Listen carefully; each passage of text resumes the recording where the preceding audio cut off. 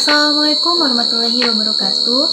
Perkenalkan, nama saya Hasan Huspa, NIM 2151032.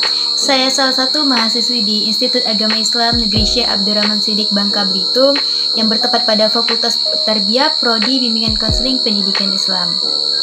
Nah, pada video saya kali ini dalam rangka memenuhi tugas UTS mata kuliah komunikasi antar pribadi dengan dosen pengampu Ibu Miska Zulfa SPDI MA. Baiklah, saya persilakan untuk teman-teman menyaksikan video saya pada kali ini. Baik, materi yang pertama yaitu sejarah perkembangan komunikasi antar pribadi. Pada tahun 1960-an, komunikasi antar pribadi mulai menemukan bentuknya sampai seutuhnya bisa menjadi satu bidang studi tersendiri dalam ilmu komunikasi. Tataran pembahasan komunikasi secara luas dan masih berada pada pembahasan spek communication antara lain. Yang pertama itu perkembangan pada tahun 1920-an, hubungan dan interaksi manusia ini masih syarat. Pada tahun 1930-an, berkembang pesat yang namanya dinamika kelompok. Dan yang ketiga yaitu perkembangan pada tahun 1940-an sampai 1950-an, adanya kesesuaian ritme dalam komunikasi. Yang kedua yaitu proses manusia berkomunikasi pada zaman dahulu. Yang pertama, zaman tanda dan isyarat. Yang kedua yaitu zaman bahasa lisan. Yang ketiga, zaman tulisan. Yang keempat, zaman retorika. Yang ketiga yaitu pengertian komunikasi antar pribadi menurut para ahli. Nah, salah satunya itu menurut Roger dalam The Pari.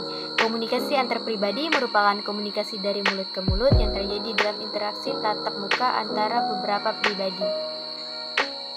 Materi yang kedua yaitu fungsi dari komunikasi antar pribadi. Fungsi ialah berusaha meningkatkan hubungan insan, menghindari dan mengatasi konflik-konflik pribadi, mengurangi ketidakpastian sesuatu, serta berbagi pengetahuan dan pengalaman dengan orang lain. Fungsi komunikasi antar pribadi yaitu fungsi sosial dan fungsi pengambilan keputusan. Fungsi sosial untuk memenuhi kebutuhan biologis dan psikologis, mengembangkan hubungan timbal balik, sedangkan fungsi pengambilan keputusan untuk membagi informasi dan untuk mempengaruhi orang lain. Materi ketiga, landasan pelaksanaan komunikasi antar pribadi. Yang pertama, definisi komunikasi antar pribadi.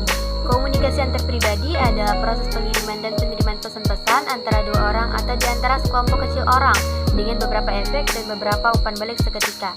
Yang kedua itu karakteristik komunikasi antar pribadi. Yang pertama itu komunikasi antar pribadi dimulai dengan diri pribadi.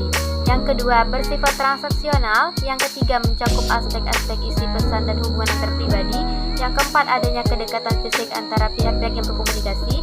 Yang kelima, melibatkan pihak-pihak yang saling tergantung satu dengan lain dalam komunikasi. Yang keenam, tidak dapat diubah maupun diulang. Yang kedua yaitu proses-proses komunikasi antar pribadi.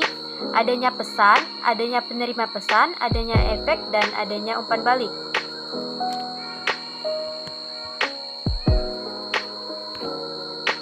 Lanjut, yang ketiga yaitu efektivitas komunikasi antar pribadi, adanya keterbukaan, adanya perilaku positif, adanya kesamaan, adanya empati, dan adanya dukungan. Yang keempat yaitu tahap dalam komunikasi antar pribadi.